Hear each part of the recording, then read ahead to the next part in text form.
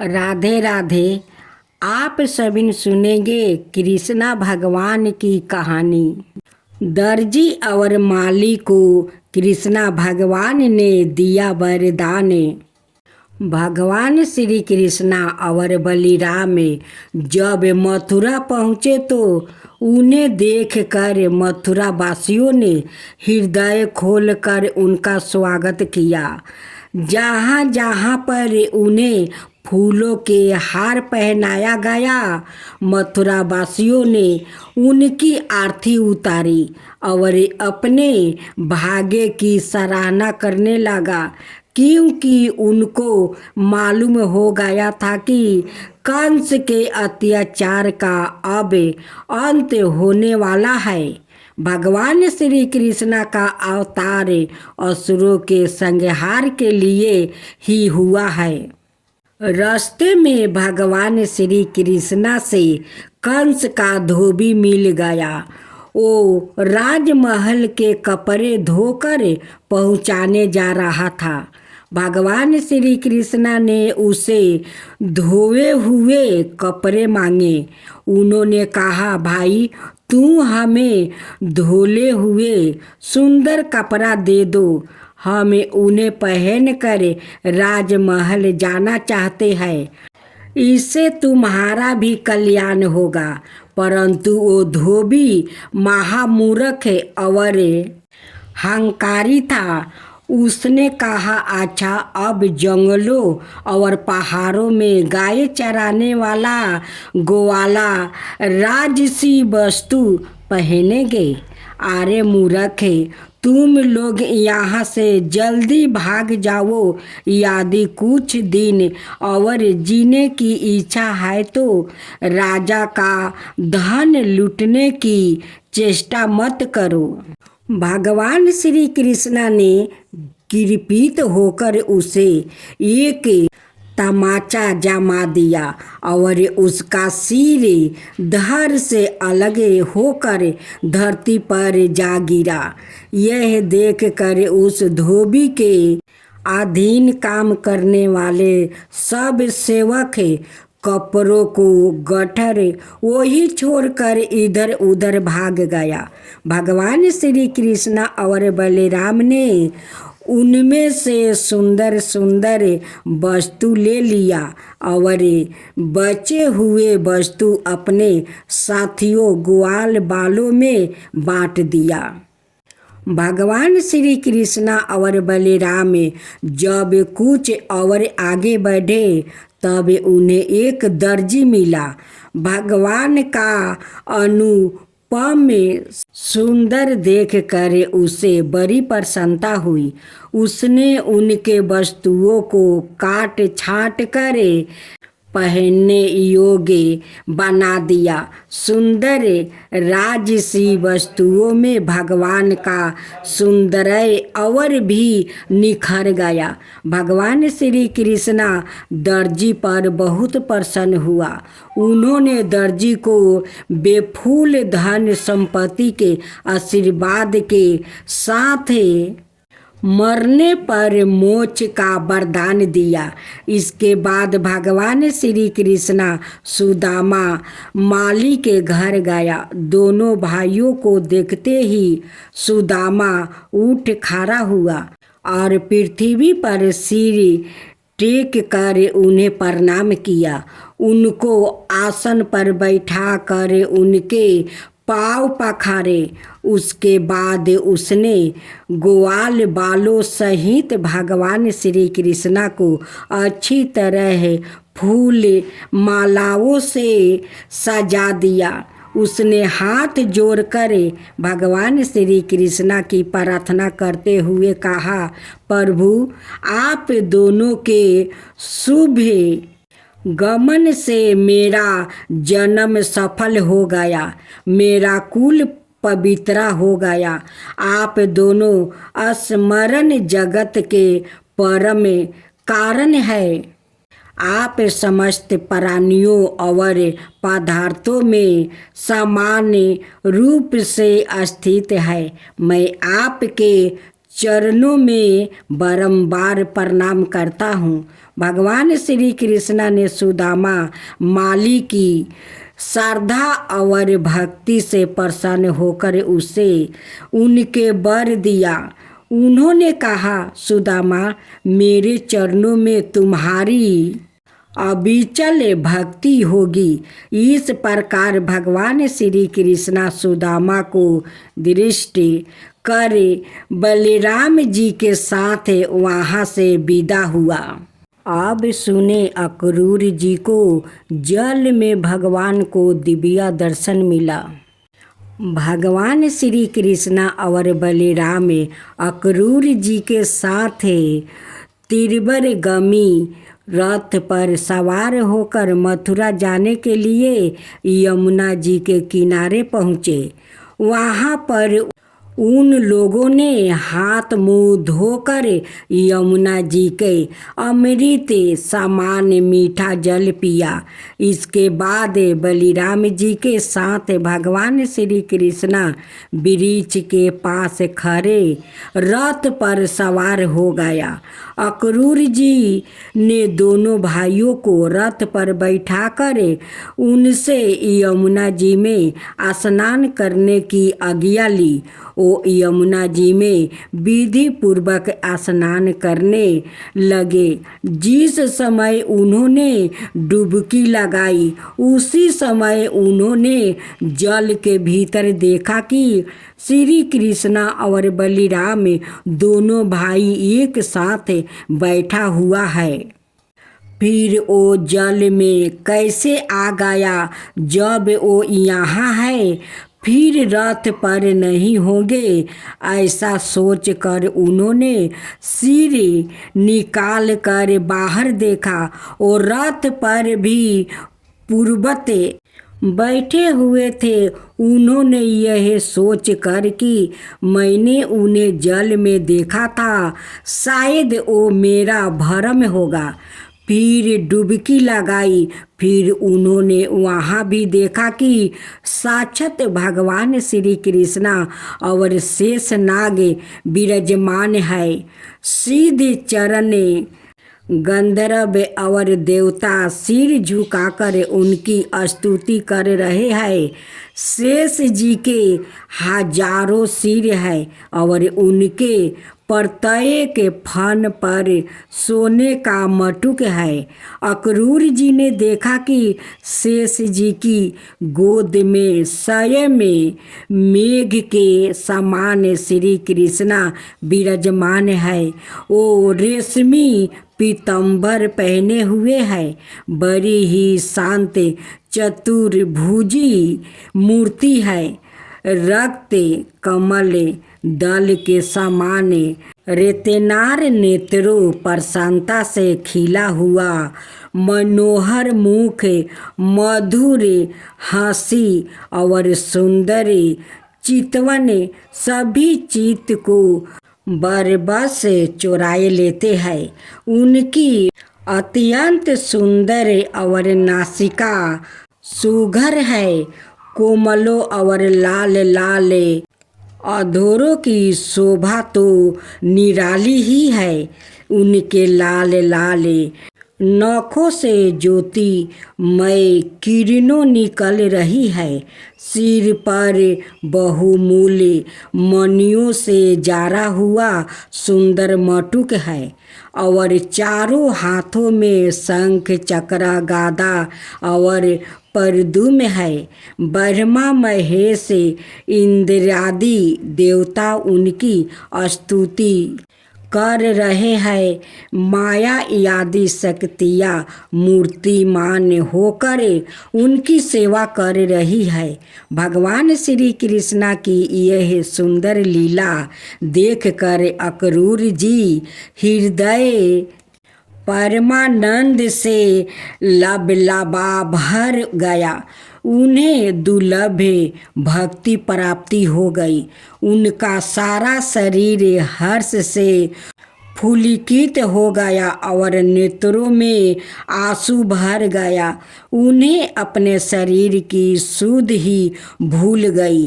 फिर अक्रूर जी ने अपना साहस से बटोर कर और भगवान श्री कृष्णा के चरणों में सिर रख कर साष्टांग प्रणाम किया। उसके बाद दोनों हाथ जोड़कर धीरे धीरे गद गद वाणियों से भगवान की स्तुति करने लगा।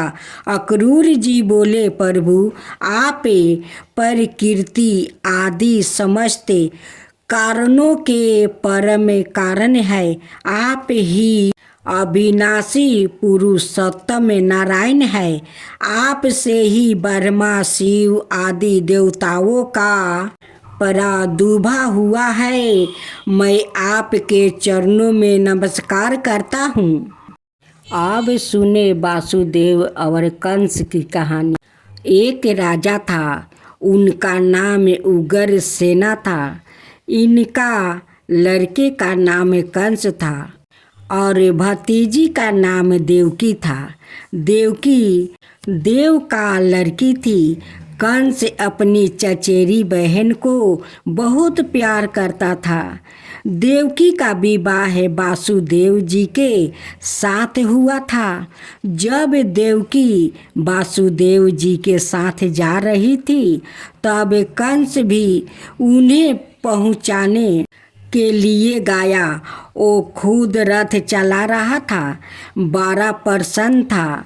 उसी समय आकाशवाणी हुई, जिसे तू इतनी प्रसन्नता से ले जा रहा है, उसकी 8वां बच्चा तुझे मारेगा। यह सुनकर कंस को बड़ा गुस्सा आया। वो देवकी को मारने के लिए तैयार हो गया। उसने उसके केस पकड़कर तलवार खींच लिया। वासुदेव जी ने उसे ऐसा करने से रोका। उन्होंने कहा, तुम अपनी बहन को मत मारो, इसके बच्चे को तुम मार डालना। कंस ने यह बात मान लिया। उसने देवकी के 7 बच्चे को मार डाला।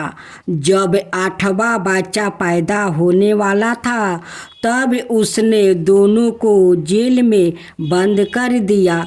चारों ओर कारा पहरा बैठा दिया। रात के समय 12 बजे बच्चा पैदा हुआ। भादों का महीना था। वासुदेव और देवकी इस बच्चे को बचाना चाहते थे। यह काम कठिन था। भगवान की कृपा से उस समय पहरादारों सो गया। जेल के दरवाजे खुल गया।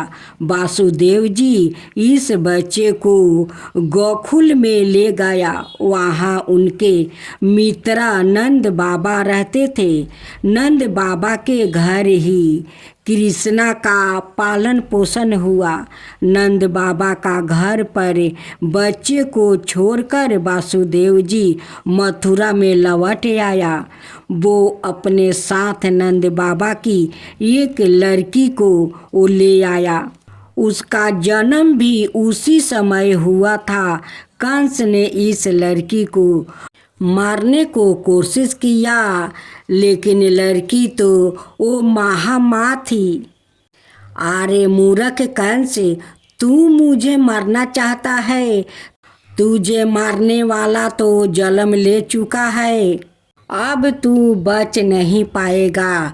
तुझे मारने वाला जन्म ले लिया है।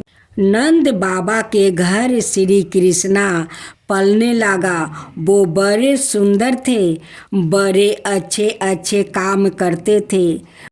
उनके खेलों और कामों को देखकर सब गोकुलवासी बड़े प्रसन्न होते थे। बचपन में यह गैया चराते थे। खेल ही खेल में कभी किसी का दही गिरा देते थे, किसी का माखन खा जाता था। फिर भी गोकुलवासी उन्हें बड़ा प्यार करते थे। वो बड़ी सुरीली बांसुरी बजाते थे। कंस को इनका पता मिल गया था। वो इन्हें मारना चाहता था। उसने कई राक्षस और राक्षसियों को इन्हें मारने के लिए भेजा। इन्होंने पूतना नाम की राक्षसी को दूध पीते पीते मार डाला। इसके बाद त्रिना पर्वत, बाकासुर, आघासुर, धेनुक आदि कई राक्षस मारे थे। इन्हीं दिनों यमुना के जल में एक जगह एक 12 साल सांप रहता था। उसके डर से कोई वहाँ का पानी नहीं पी सकता था। एक बार इनके मित्रों ने यह पानी पी लिया और बेहोश हो गया। यह पानी में कूद पड़े और उस सांप को वहाँ से निकाल दिया। कंस का वध। कंस सदा श्री कृष्णा को मारने का उपाय सोचा करता था।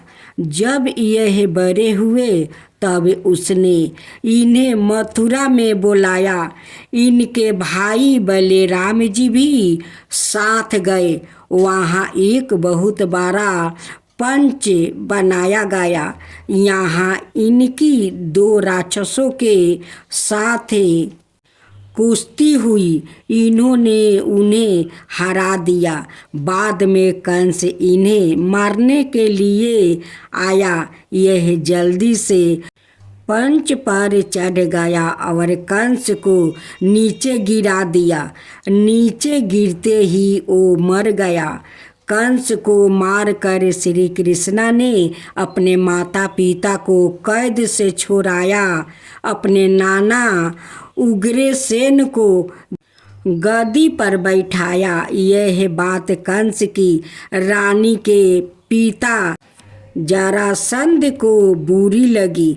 उसने मथुरा पर चढ़ाई कर दिया। श्री कृष्णा ने उसे कई बार हरा कर भगा दिया। अंत में बखेरे से बचने के लिए वो सबको लेकर द्वारका चला गया। वहाँ उन्होंने नया राज्य स्थापित कर दिया। कृष्णा का गुरु संदीपनी थे। यह इसके साथ एक गरीब लड़का पढ़ता था। उसका नाम सुदामा था। श्री कृष्णा और सुदामा में बहुत मित्रता थी। जब श्री कृष्णा राजा हुआ तब सुदामा उनके पास गया था। उन्होंने उसका खूब आदर सत्कार करके धन दिया था।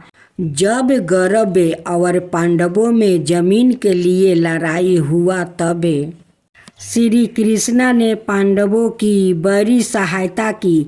श्री कृष्णा की सेना गौरवों की तरफ थी और वो खुद पांडवों की ओर थे। उन्होंने अर्जुन का रथ चलाया था। शुरू में अर्जुन लड़ना नहीं चाहता था। श्री कृष्णा ने उसे बहुत समझाया। उनके यह उपदेश बाद में एक पुस्तक के रूप में लिखा गया। हम उसी को भगवत गीता के नाम से पुकारते हैं। गीता हिंदुओं की परम पवित्र पुस्तक है। श्री कृष्ण ने द्वारका में बहुत बरस तक उग्रसेना को राजा बनाकर राज्य किया। एक दिन यह एक जंगल में पेड़ के नीचे सो रहे थे। वहाँ एक बहेलिया आया। उसने दूर से उनके लाल तलवे देखा और वो इन्हें हिरण का मुंह समझकर उसने तीर चला दिया। तीर इनके लग गया। बाद में यह 100 धाम सिधार गया। आज आप सुनेंगे हसीनापुर की कहानी। पुराने समय में हसीनापुर में एक राजा राज करता था। इनका नाम शांतनु था। शांतनु का पहला विवाह साक्षात गंगा माता से हुआ था। इनसे शांतनु के 8 पुत्र हुआ था। 7 पुत्र को सवाई गंगा माता ने समाप्त कर दिया था 8वें पुत्रा देवव्रत था। बाद में देवव्रत ही भीष्म पितामह के नाम से विख्यात हुआ। देवव्रत के जन्म के बाद गंगा माता अंतर्ध्यान हो गई। उसके बाद शांतनु उदास रहने लगा। एक दिन वो एक नदी के किनारे जा रहे थे। वहाँ उन्होंने एक लड़की को देखा। यह लड़की मल्लों के सरदार की थी। राजा ने इसके साथ विवाह करना चाहा। धीवराज को यह बात अच्छी नहीं लगी। उसने कहा कि यदि उसकी लड़की के लड़कों को ही बाद में गद्दी पर बैठाया जाए तो वो अपनी लड़की की शादी राजा के साथ कर देगा। राजा इस बात के लिए तैयार नहीं हुआ, पर वो बड़े उदास रहने लगा। देवव्रत को भी इस बात का पता लगा। वो धीवर राज के पास गया और उन्होंने प्रतिज्ञा की कि वो कभी गद्दी पर नहीं बैठेगा और ना कभी विवाह ही करेगा। यह बड़ी कठोर प्रतिज्ञा थी। इन्हीं के कारण देवव्रत का नाम भीष्म पितामह हो गया। अब धीवराज ने अपनी लड़की का विवाह महाराज शांतनु के साथ कर दिया। उनके 2 पुत्र हुआ, चित्रांगद और विचित्रावीर। चित्रांगद छोटी आयु में ही मर गए। उनके बाद विचित्रावीर राजा बने। इनके 2 रानियां थी, अंबिका और अम्बालिका। अंबिका के लड़के का नाम धृतराष्ट्र था। यह अंधे थे। अम्बालिका के लड़के का नाम पांडु था। यह पीले रंग के थे। पिता की मृत्यु के बाद पांडु राजा बने, क्योंकि धृतराष्ट्र के 100 लड़के थे। यह गौरव कहलाते थे। 5 पांडवों के नाम युधिष्ठिर, भीम, अर्जुन, नकुल और सहदेव थे। युधिष्ठिर सबसे बड़े थे। इनकी 2 माताएं थी, कुंती और मांद्री। कुंती के पुत्र युधिष्ठिर, भीम और अर्जुन थे। मांद्री के पुत्र नकुल और सहदेव थे। गौरवों में सबसे बड़े दुर्योधन थे। इनकी माता गांधारी थी। पिता के अंधा होने के कारण यह भी अपनी आँखों पर पट्टी बांध रखी थी। पांडु की कुछ समय के बाद मृत्यु हो गई। उनके भाई धृतराष्ट्र राज्य कार्य करने लगे। वो पांडवों और कौरवों का पालन पोषण करते थे। सब राजकुमारों गुरु द्रोण से युद्ध विद्या सीखते थे। गुरु द्रोण उस समय में बड़े निपुण गुरु माने जाते थे। उन्होंने एक बार कुएं से एक गेंद को तीरों की सहायता से निकाला था। सब राजकुमार खूब मन लगाकर काम सीखते थे। अर्जुन सबसे अधिक होशियार था। वो तीर चलाने में बड़ा निपुण हो गया। भीम और दुर्योधन ने गदा चलाना खूब अच्छा सीख लिया। एक दिन गुरु द्रोण ने सब राजकुमारों की परीक्षा ली। अर्जुन की बाण विद्या से वो बड़े प्रसन्न हुए। इसलिए गौरव पांडवों से जलने लगा। वो किसी तरह पांडवों को मारना चाहते थे। उन्होंने पांडवों को एक मेला देखने के लिए भेजा। वहाँ उन्होंने एक 1 लाख महल में ठहराया गया। वो मकान पूर्वांचल पूर्वजन ने बनाया था। जरा सी चिनगारी लगाते ही यह जल सकता था। पांडवों इसका भेद जान गया था। एक दिन रात को महल में आग लग गई। पांडवों एक सुरंग के रास्ते से निकल गया था, किंतु 5 भील जो अपनी माता के साथ वहाँ ठहरे हुए थे जल कर मर गया। दुर्योधन ने इन्हें ही पांडवों और कुंती समझ गया और उनकी मृत्यु पर खुशी मनाई। अब 5 पांडवों जंगल में ब्राह्मण के भेष में माता कुंती के साथ रहने लगा। इस समय द्रुपद राजा ने अपनी कन्या द्रौपदी की स्वयंवर रचा। राजा ने प्रण किया था कि जो वीर नीचे रखे कराहे के तेल में छाया देखकर ऊपर एक चक्र में घूमती हुई मछली की आँख तीर मारेगा, उसी के साथ द्रौपदी का विवाह होगा। अर्जुन ने मछली की आँख में तीर मार दिया। द्रौपदी का विवाह अर्जुन के साथ हो गया। विवाह के बाद वो माता कुंती के पास आए और बाहर से चिल्लाकर कहा, माता आज हम बड़ी सुंदर चीज लाया है। कुंती ने अंदर से आज्ञा दे दी, 5 भाई बांट लो। इस प्रकार द्रौपदी 5 भाइयों की रानी बन गई। विवाह के बाद राजा द्रुपद ने कहे सुनकर पांडवों को आधा राज्य दिलवा दिया।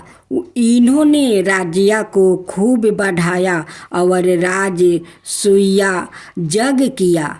इस जग में दूर दूर से राजा आए। दुर्योधन अब इनसे और अधिक जलने लगा। उसने इसके नाश की अब दूसरी तरकीब सोची। उसका मामा शकुनी जुआ खेलने में बड़ा चतुर था। उस समय जुआ बड़ा रिवाज था। किसी के बुलाने पर कोई माना नहीं करता था। दुर्योधन ने युधिष्ठिर को जुआ खेलने के लिए बुलाया। पसे पर पसे फेंका गया। युधिष्ठिर अपना सारा राज्य हार गया। बाद में द्रौपदी को भी हार गया। इस समय दुर्योधन का भाई दुःशासन ने द्रौपदी को सभा भवन में खींच कर ले आया। वो उसके सब वस्तु उतारने लगा, किंतु भगवान श्री कृष्ण ने द्रौपदी की लाज बचा लिया। आखिर में एक पासा और फेंका गया और इस बार भी पांडवों हार गया।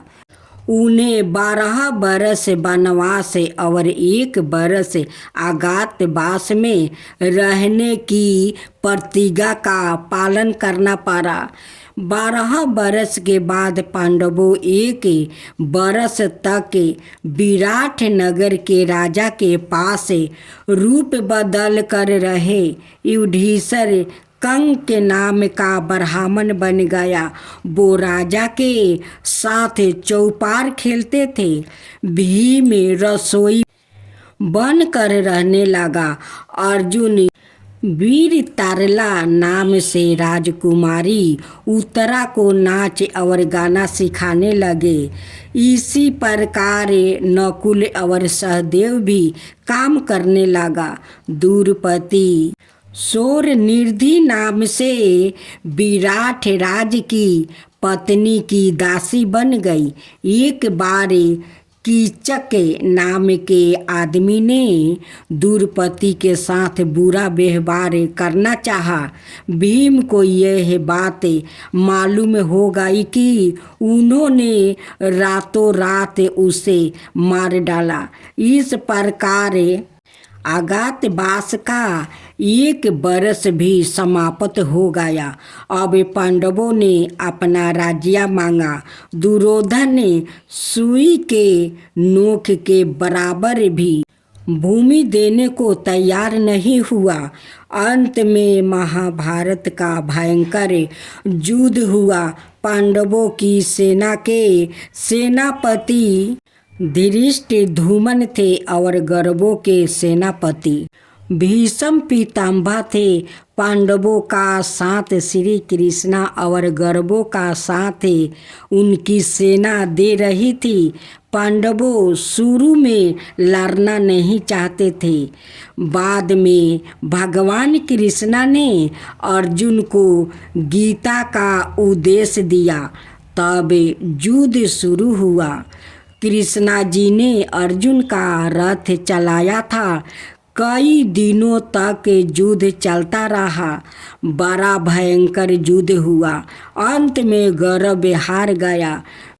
भीष्म पितामह, कर्ण, जयद्रथ, शल्य आदि बहुत से वीर कौरवों की ओर से मारे गए। अर्जुन का लड़का अभिमन्यु भी चक्रव्यूह बेधते समय मारा गया था।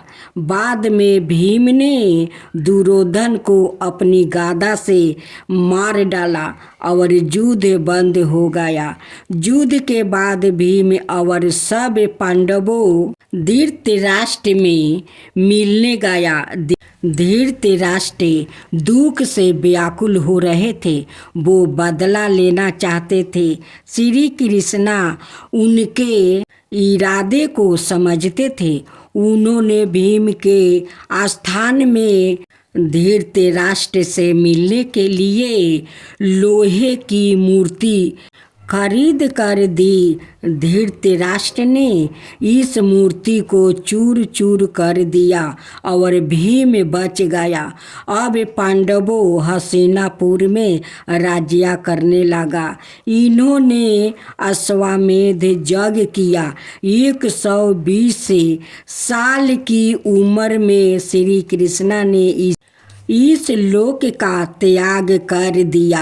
अपने प्रिया शाखा के चले जाने पर पांडवों भी हिमालय पर तपस्या करने चले गए और वही बर्फ में गल कर उन्होंने शरीर त्याग